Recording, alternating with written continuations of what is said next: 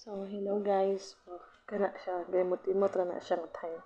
Kaya nga no, ang iya man god this experience, ang iya man god na katong kuan gani sa 299 gani nga with nga engagement. So, ang girl ni atras siya diha. So, nagkuan na siya, nagkuan siya diha. Sa diba ay nagkwento na siya about talang buhay niya. Joke. So, kana man siya nga time nang na-experience mo na best may experience po kumpara sa ko ha. Kaya ako nagminyo mang jud ko pero wala mi ga kuan niya bongga ang amo nga kami ang amo practical tungod kay ang galastuhon day ang Pilipinas day perti ka mahal kiday kita maglugos sa preto sa kinong bugas day then lisod kayo day nga sige taog pinasosyal day nga ang palaliton nga bugas Pilipinas ti pati mala day sa kilong bugas day sa isinta ng kilo day wag unsa lang to day so mo na akong ginakuan day nga mo na yung ginayaw ni Inday Maring mo na si Inday din na siya si Bisaya vlog si Bisaya official vlog yaw na siya day so nibalik siya pag vlog tungod kay ang iyang cellphone nga usa naguba na tong iya cellphone so dili niya ma-open ang account niya tungod kay naguba so nagpanibago ni tag bagong cellphone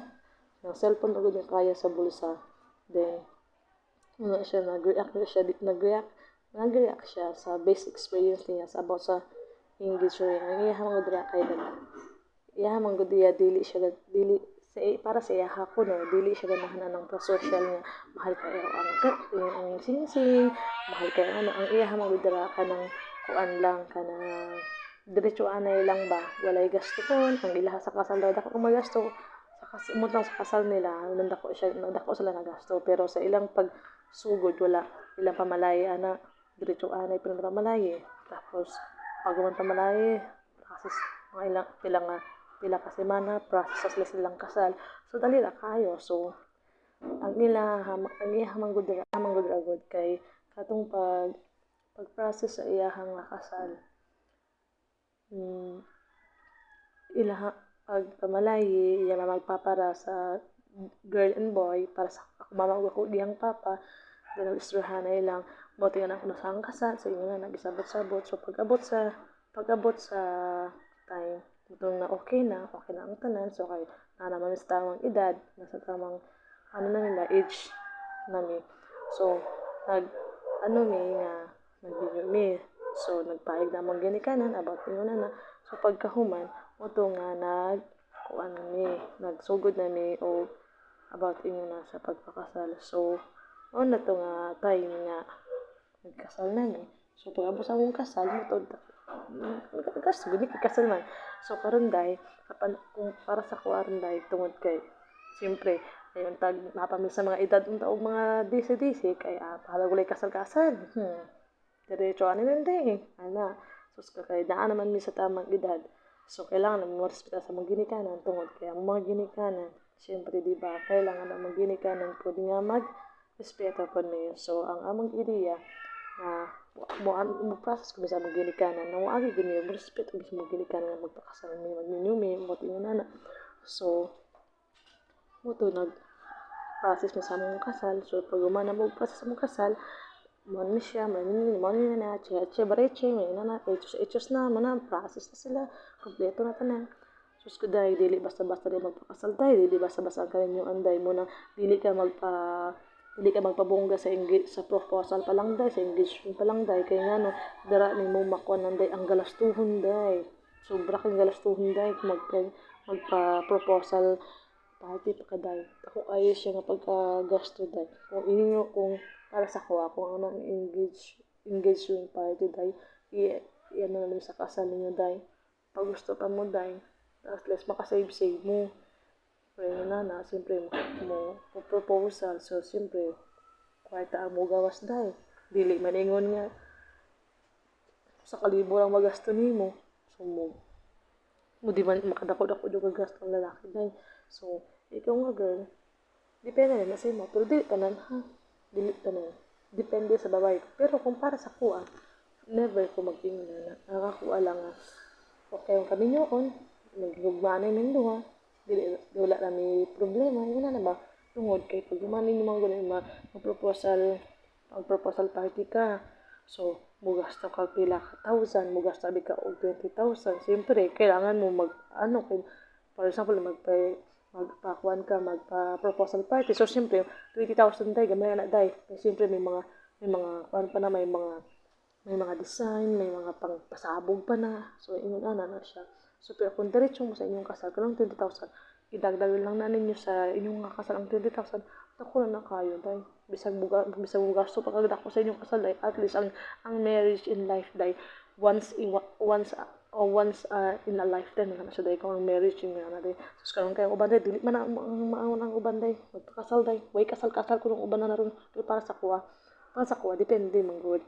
Kaya ang kasal ng God, muna siya simbolo nga kuan. Kumbaga ng katibayan ba nga yun na sakramento ang kasal. Sagrado ang kasal day. Pero kung depende nimo or sa imong para sa imo hindi man parehas tanan tanan nga mga babae kay kanya-kanya man tawag doon. Kanya-kanya man tang pamahiin, kanya-kanya man tang paanuhan sa atong kinabuhi ug sa atong kinabuhi dili ta mo judge para sa katawo pero sa mga ingon na mo hitabo sa 229 nag-viral siya tungod sa singsing nga 229 yung gibulagan ang laki tungod kay barato na ang singsing pero wala siya kawala in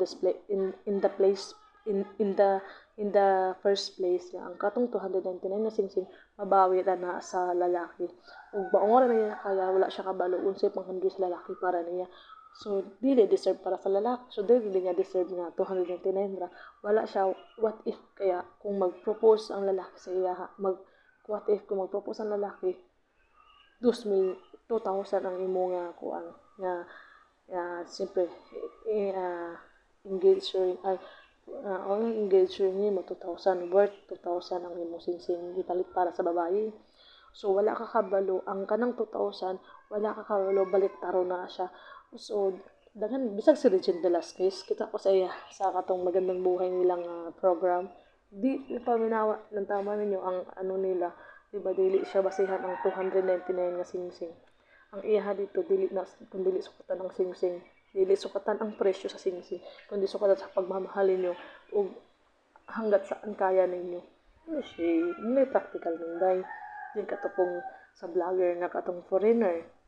Di, ang uban dili sila mo dawat kay wala na dili na deserve ng lalaki dili na yung anak guys dili na siya anak pero depende sa tanan depende sa mga babae kay dili tanan parehas babae nga yung anak so na lang ta sa mga parehas na to so parehas na ako karon akong singsing pila ra man gani na pero sa bagay mga 1K mahigit man akong singsing noon gihata sa kumbana pero worth it pagyapon ka at least nakasal man mi pero wala ko kabalo og pila na siya kaya ako walang dili ta mag-demand og ganun kay nga no ako day dili na sorry day ang inyong acting day ambot na lang amang so karon kay practical man ron depende na sa mga girl kung unsay dapat buhaton o unsay para nila manang be honest lang ta sa ato sa isa't isa kay para makabalo ta og unsa ato ang patakaran sa kalibutan. Ang ato higugmaan ta sa astong partner, dili ta pasakitan, dili ta pa sagdan. Ang ato makakaon ta sa kalay katulo. At least dili ta mangutom, ta pasagdaan. Moro na ang inaano nato. So kung dili ta wala ta kabalo og unsay mga kuan sige na dili na lang tuod pa ako ang pag-istorya kay ko na istorya mas ni bye.